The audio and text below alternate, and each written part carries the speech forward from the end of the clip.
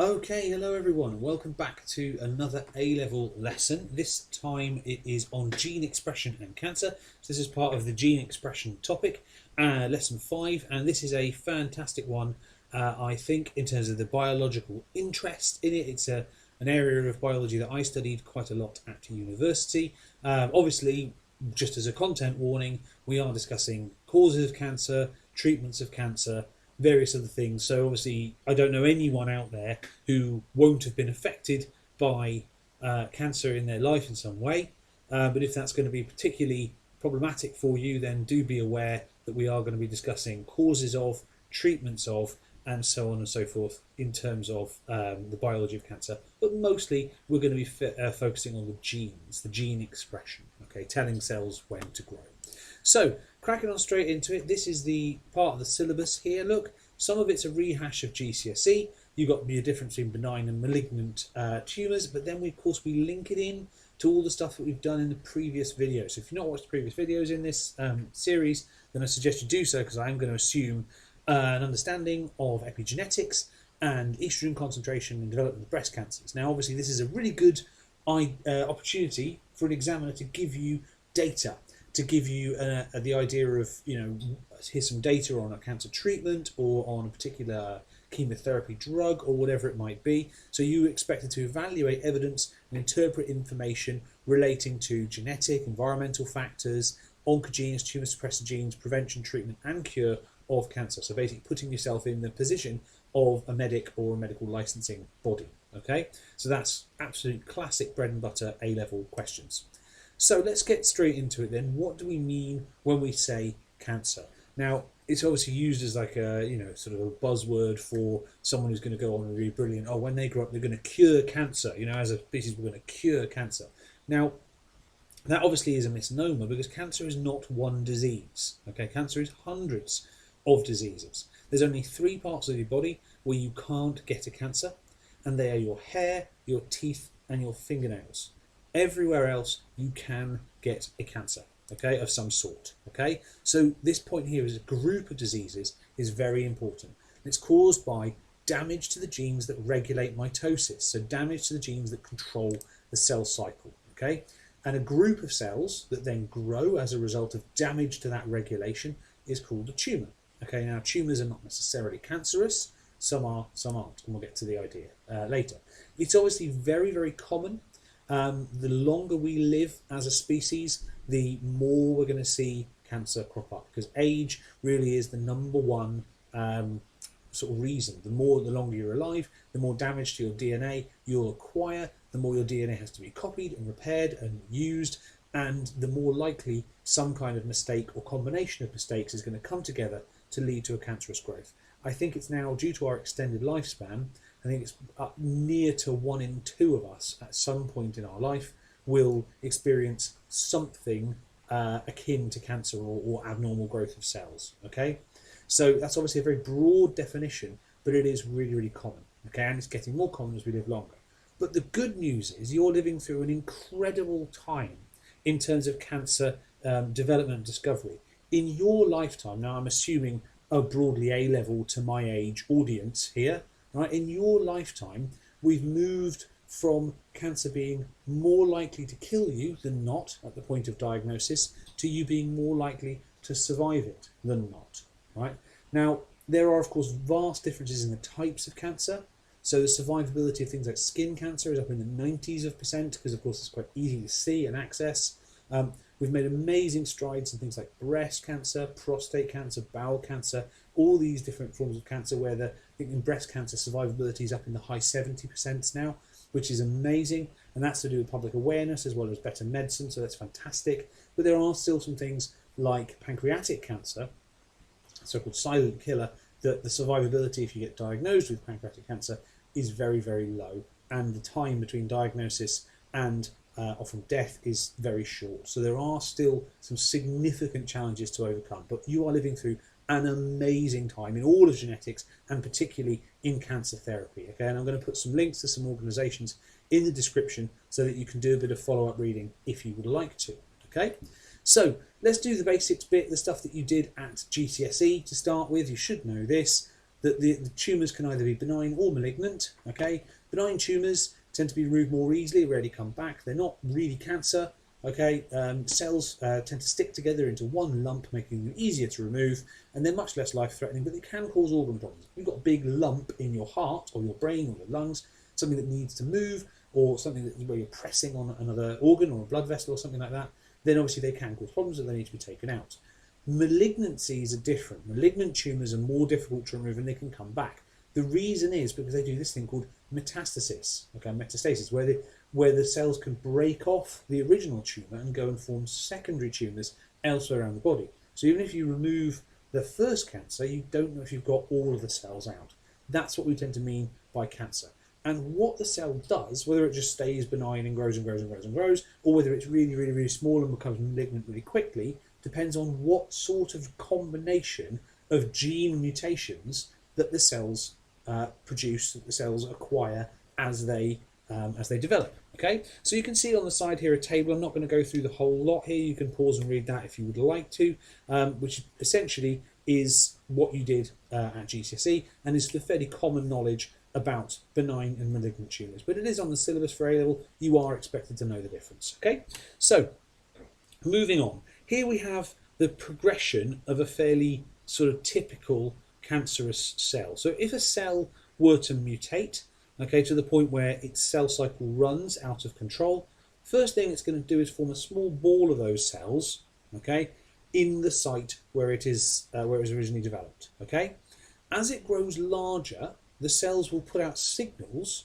right, which will attract blood vessels. So you'll end up with more blood supply. Okay, that process is called angiogenesis. Okay, angiogenesis, so generating these sort of blood vessels, because of course cells can't survive without a source of nutrients. Okay, and one of the targets for cancer therapy is to try and reduce the blood flow to tumours, to shrink them ahead of other treatments like surgery or radiotherapy or whatever it might be. Okay, so down here, then of course, the next stage, if left unchecked and it acquires the correct mutations, then these cells gain the ability to move into the blood. Normally, when you break a body cell away from other cells next to it, it triggers off a series of events that tell that cell to kill itself, to tell that cell to break itself down into vesicles because some damage has already happened. Mutations need to be acquired so that the cells stop doing that, so they're able to get into the bloodstream and move around the body. Now, those kind of sort of gene expressions won't have been seen since a very early embryonic stage. Okay, so in a sense, these cells are reverting back to a more uncontrolled, earlier form of their lifetime.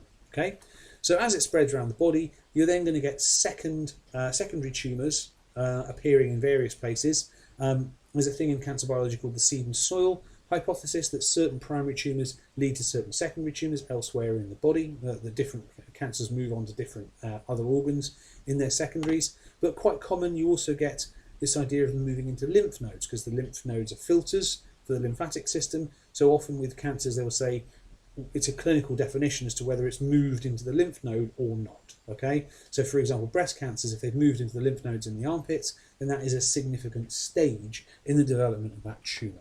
Okay, so that's your basic progression through of how cancers work and how they form. Once they're in secondary positions, then they start interfering with those organs, and that is what causes symptoms and can eventually cause death.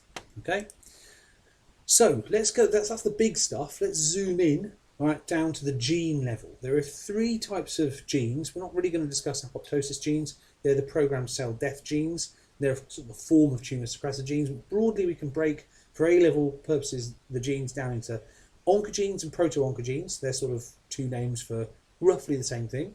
And tumor suppressor genes. And you can think of them as the accelerator and the brake on cell division. Okay? And what we're really doing here is we're controlling how fast the cell cycle progresses and how quickly mitosis occurs. Okay? So let's start with the first one, a proto-oncogene. So a proto-oncogene's job, right, is normally to stimulate cell division in a controlled way. So its job is normally to tell a cell, right, now it's time to divide, and now it isn't. Okay, and they should be able to be switched on and switched off when they're required. If they get a mutation that leaves them on all the time, on, we call that an oncogene. Okay, so it goes from being a proto-oncogene to being an oncogene. Reason that they're called oncogenes and then the sort of bit that's added at the beginning is, of course, the oncogenes were discovered first.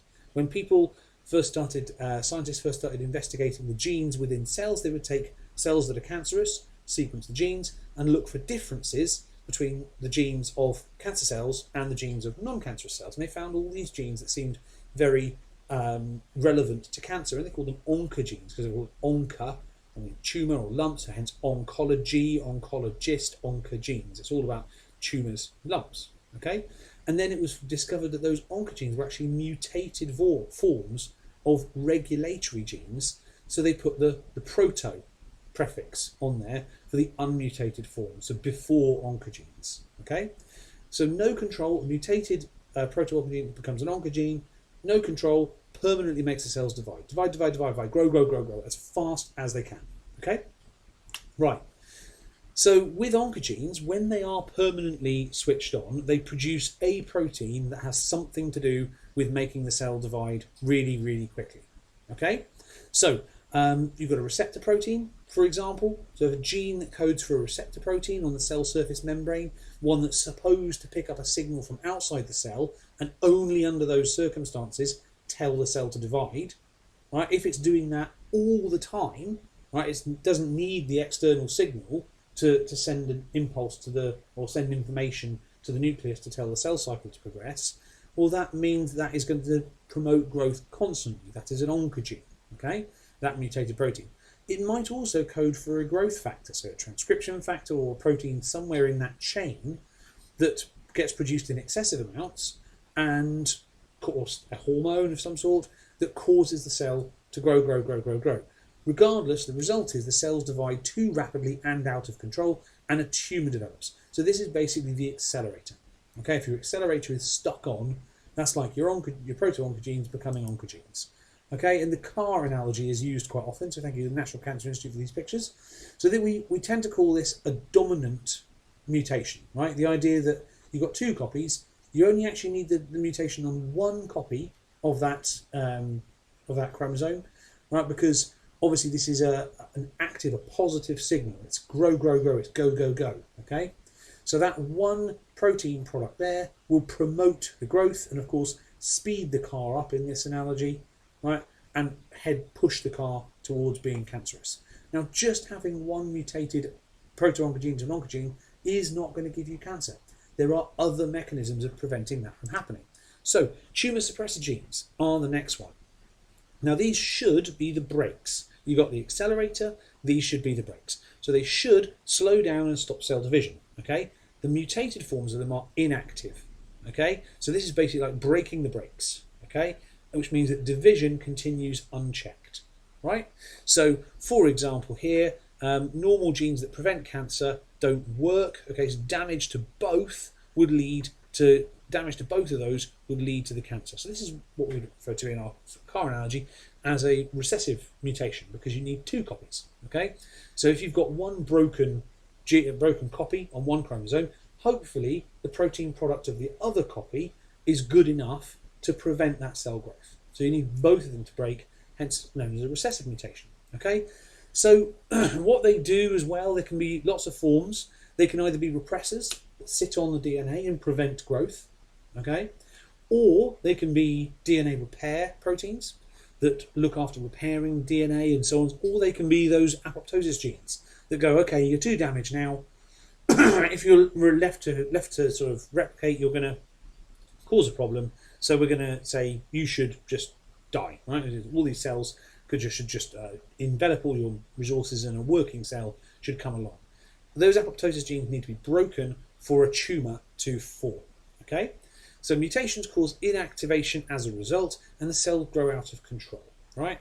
So those that survive obviously can form tumours, and the examples would be things like TP53, BRCA1, BRCA2, the HER mutations, and a lot of these that you can get tested for nowadays down at the GP.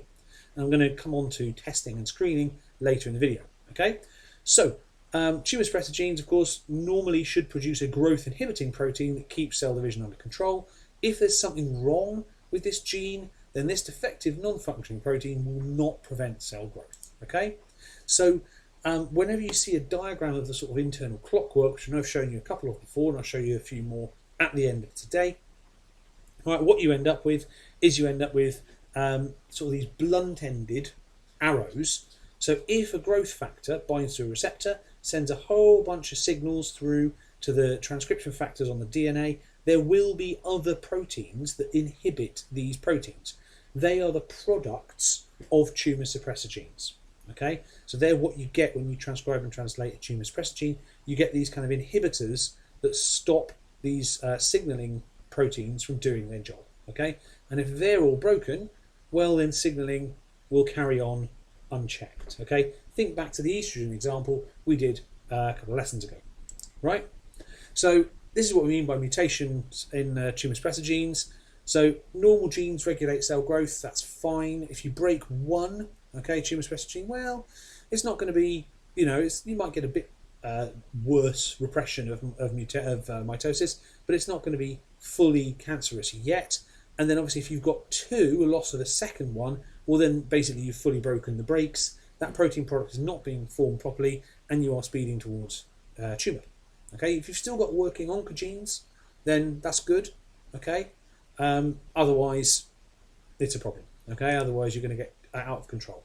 So let's take this up a notch to some sort of degree level material here. This is one of those signalling pathways that I was talking about. Okay, so these are transcription factors down here. I know I've shown you this picture before in a previous video. I'm returning to it now because you'll understand a little bit more. So all these protein products here that are listed, gaps, sprouty spreads, with that blunt end, they are proteins that inhibit the activity of RAS, GTP, RAF, MEK, and they basically prevent the growth. Okay, they prevent the growth, right? Sorry, the science children are at the door. Okay, so they prevent the growth, and you get the transcription factors down here, which then don't get bound onto the side of the DNA. Okay, so if those are broken, then you get essentially a growth factor receptor binds onto a protein from the outside world, or if this is mutated, it's sending its signal through this pathway to grow, grow, grow. So if this one is uncontrolled and you have no brakes, right, then essentially you've got uncontrolled cell division. Right, now obviously one mutation won't do it. You've got to have lots of mutations. So to get a full-on growing malignant cancer that is going to cause you a problem, right, you need many, many mutations. You need mutated tumour suppressor genes, you need mutated oncogenes, or proto-oncogenes to oncogenes. You need to have apoptosis, you need to have the genes that allow for angiogenesis. There's a lot of errors and mutations that need to pop up. Okay, so you've heard this bit before, okay, that a lot of these can be caused not necessarily by changes to the DNA, but also by methylation. Okay, now this goes back to the epigenetics lesson, which was the last video in this series. So what we're discovering is that methylation patterns have an awful lot to do with cancer, and that's kind of where we left the last video. Okay, so if a tumour suppressor gene is hypermethylated, right, it will prevent gene expression. Okay, so gene expression will be silenced. Okay, and if oncogenes are hypomethylated, right, so you've got not a lot of methylation in oncogenes, it can be more likely for expression of these genes. And this is a target for therapy. So if you can kind of increase some methylation in this sort of scenario here and decrease it here, maybe you can modulate the effect of that gene expression and treat a cancer through epigenetic alterations. Okay, but the reason I include that picture again, of course, is this is a line on your syllabus: abnormal methylation of tumour suppressor genes and oncogenes. Okay, and lots and lots of good new stuff is being discovered in that area all the time. Okay, so again, this is on a previous lesson as well, right? You've got the idea of estrogen concentrations in breast cancer. So for the mechanism of how estrogen receptors work, do watch that previous video on transcription factors and DNA regulation. Okay, but then here's a question, right? In terms of age, I've said to you already in this video that age is the main cause of cancers. Okay, so why then is it, right, if estrogen causes breast cancer and women go through the menopause and basically stop that menstrual cycle, that's usually the ovary that produces estrogen, why is it that the risk of breast cancer goes up after menopause? Logically, you'd think that's one of the few things that should go down, right, if you haven't got a cycle anymore. Okay, well, The answer is because estrogen production doesn't disappear, it just moves. Okay? So at menopause, estrogen isn't made by the ovaries, so it's the follicles no longer developing, you're no longer getting a monthly release of an egg, and so on and so forth. But actually the breast tissue itself, which is quite sensitive to estrogen, because estrogen makes breast tissue grow, it's one of its jobs, starts to produce estrogen itself. And throughout the breast, there can be different points in the tissue that have locally higher and lower estrogen productions and higher and lower estrogen sensitivity. And if you get a combination of high estrogen production and high estrogen sensitivity, you're going to get a patch of cells that then grows quite rapidly. And this, so local high estrogen can cause the transcription factor to bind to the promoter on the DNA, as per previous lessons. If the promoter is upstream of the genes controlling division, then you get a tumour. Okay? Right, so, and obviously that's why screening is important, that's why self-examination is important, and all the other wonderful campaigns that the NHS has done to reduce the burden of illness from breast cancer. They've done an amazing job in terms of the charity work as well. All of the bake sales and Race for Life and all that kind of stuff have done an amazing job in tackling this disease. Okay, that's why the survivability goes up and up and up and up for breast cancers. Okay, so amazing work. So you might have heard this term as well, and this is an important point in terms of linking this to your study of inheritance and genetics. Okay, now we talk about you inherit cancer. You can't really, it's very rare to actually inherit a cancer. Cancers come from your own cells, they come from mistakes. What the correct terminology is a predisposition to cancer. So family histories to certain types of cancer certainly exist. Okay, and we're getting more and more knowledgeable about what the genes are that cause that. Okay, so you might inherit some of the damaged genes already, meaning that you only need fewer mutations in your life to cause a cancer to take hold. So your chance of getting that cancer across your lifetime is higher than somebody else. And that you can inherit. Okay, so we call that a predisposition to cancer, and you can be tested for a great many different genes now. BRCA and HER being the ones for breast cancer, but also there's lots of screening and genes. So look, these predictive genetic tests, taking this directly off the NHS website, and as you can see, it's up to date. Cancer is not usually inherited, as it says, but some types, breast, ovarian, colorectal and prostate cancer, are strongly influenced by genes that run in families. Okay, so you have a chance of cancer that's higher than people in other populations, but you still need to acquire the final mutations to make that cancer carry on, and that is influenced by lifestyle and environment and age and luck. All right, time and luck. So in terms of if that's concerning to you, if you go, oh, well, I know I have a family history of whatever cancer it is, there are obviously actions you can take, and obviously I am not a doctor, and I'm not giving you medical advice here, I'm merely teaching you molecular biology, okay? But if you do, I would be remiss not to put this last slide, it's one of these last slides in here, if you are concerned, which is that if you are concerned, you need to speak to GP. There's a huge amount now that the GP can do to screen and say, I have a family history of X, and they might recommend a genetic test, okay?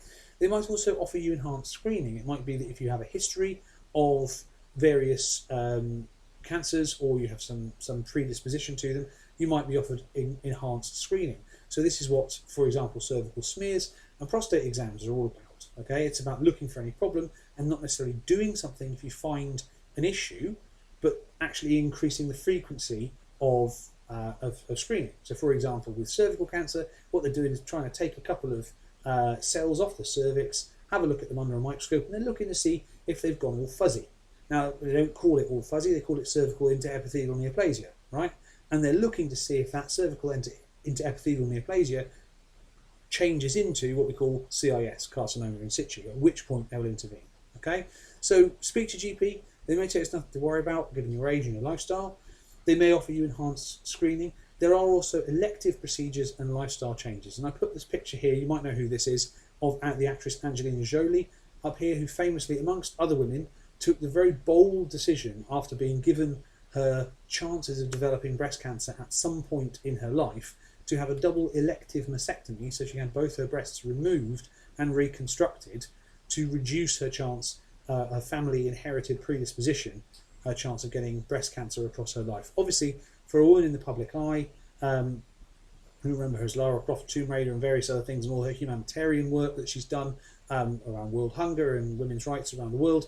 Incredibly brave and bold thing to do, right? But obviously her health, well, she made the decision this comes first, and has taken that decision to have an elective mastectomy. And there are various other people who've done elective procedures, such as double elective mastectomies, to reduce their chances. Okay, so that's quite an extreme option, but it is an action that you could take. But again, do speak to your GPs, and I repeat, I am not a doctor. I am not giving you medical advice or telling you what you should do. Okay, so I'm now going to do something a little bit unusual for this series of videos, and that is I am going to, sorry if you just saw my Spotify there, I am going to turn this second screen off. I'm going to make myself a little bit bigger here, and I'm going to take you on a little field trip. Okay, I'm going to take you on a little field trip because some of you might have noticed behind me is one of my favourite posters from my degree. Okay, now this poster isn't actually the one from my degree at all. This here, right, was a gift from a student, because what happened was I took this poster out of one of my first copy of this poster out of my degree level oncology textbook, and I put it up in my classroom in a previous school. Okay, and it obviously fell off the wall at some point, and a cleaner threw it away, and I was devastated. And when I got to this point with my year 13s, I told them this story, and bless them, one of them wrote to the publisher in America and asked them to send another copy from my wall, and that's this copy that you see here. Okay, now obviously I know I teach a lot of you A-level biology, and you'll be leaving soon, you know, so just saying, right, maybe something to consider. So let's have a little look on our little field trip over here to the cancer poster. Now this obviously is a bit more advanced, okay, and if this is too advanced for you, then feel free to stop at this point. Okay, so I think we need to probably turn the lights off on our camera. There we go. Now the first thing you should recognise probably is this bit in the middle here, right? This is the cell cycle. Okay, this is mitosis. Okay, so this is the cell cycle here, and what you can see in there is some strands of DNA and all the proteins that interact, or a selection of the proteins that interact with the DNA. But you should recognise from AS level biology, look, we've got our G1, our S phase, so our synthesis phase, our G2 gap, and mitosis. Okay, now all these proteins here have got little words and little symbols next to them which say what a mutation in the gene coding for that protein would actually do. So I'll give you an example here. Let's go right to the top. Let's pick on cyclin D. Okay, and I'll try and get this a bit better in focus for you. There we go. So we'll pick on cyclin D. Now cyclin D, as you can see, is being regulated, being inhibited. Right? There's those blunt-ended diagrams by all these proteins here. Okay. Now cyclin D promotes the movement through this part of the cell cycle. Okay, and it is activated here, so it comes from the nuclear membrane, and it's activated by some of these proteins in the cell membrane. So let's move over to this one here, which is a FOXO. Okay, now this little thing here, trans, and that little cross, means a translocation mutation in that FOXO would cause an independence from apoptosis. So basically, if there was a mutation in that protein there, it would mean that this cell would not respond to the signals to stop dividing and die. And you can see why. Because its job is to activate cyclin D, and if it does that, then cyclin D is going to promote the cell cycle. Now, it itself is repressed by a really important cellular intermediary called AKT. Okay, now you can see how important AKT is by all of the proteins that are around it. Okay, that either activate AKT or inhibit it, and you can see that it itself activates or inhibits a ton of other proteins. So if we follow this back through these signaling pathways here, through PIP3, through these ones up here, then we get to the cell membrane. Okay, we get to the cell membrane. And so these proteins here attach to a cytokine receptor. Okay? Now cytokines obviously are chemicals that can move around in the extracellular matrix and bind to cells and cause cell signaling. So let's work back through. The cytokine binds on here, right? It causes a change in JAK, which activates PI3K, which moves via this pathway to activate AKT. AKT then stops inhibiting the FOXOs. The FOXOs activate cyclin D, and cyclin D influences the cell cycle to carry on. So in that way, our cytokines could be promoting cell growth. Okay, and as you can see, there are a huge number of different possible pathways on this poster. Right, this is a fantastic example of molecular clockwork and true molecular biology, which is why I find this such a fascinating topic. You may not, and it might interest you to know that, of course, this is only a tiny selection of the proteins that we now know about. And that is where we'll leave it for today. So, thank you very much, and I'll see you next time. Bye-bye.